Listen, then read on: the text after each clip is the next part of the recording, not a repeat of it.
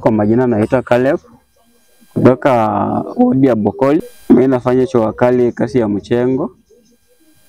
Naona kama uongozi unasaidia watu wa Mchengo.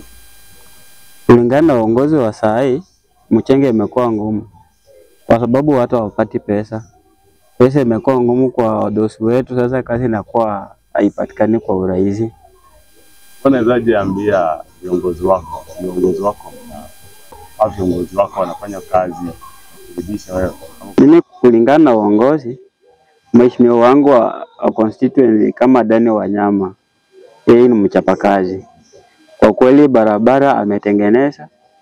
Ukikuja mahali kama shule amesaidia constituency yake, yenye hajapewa pazi ametusaidia, amechenga hapa, ameweka building, yenye hajachenga ameweka pazi. Sasa kwa kulingana na yeye ni mchapakazi, lakini ukikuja kwa uongozi wake huko maisha ni mbaya. Unawezaje ambia Wakenya wenyewe wanapambana pia wanafanya? Eleze wewe kama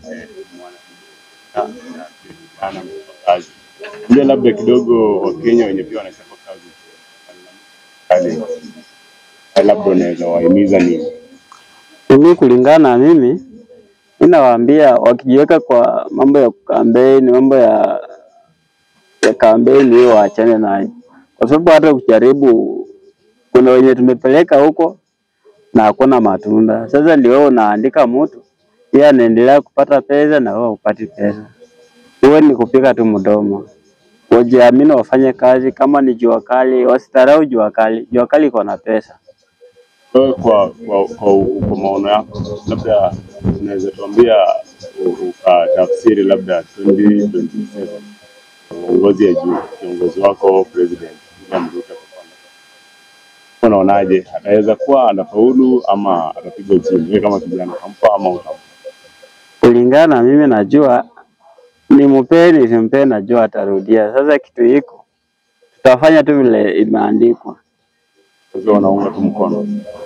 Siunge mkono, ila ni lazima. Sasa hakuna sina dawa hizi. Kwa county huku chini, kwa county unaonelea nani atakuwa governor? Didmas ama watampea tena Wycliffe Wangamati, ama mwenye wao unaonelea labda anastahili? Kulingana na mimi hapo ni ngumu. Wewe ukitembea mtaa unaona nani anaweza stahili? Mimi kwangu naona kama Didmas anatosha.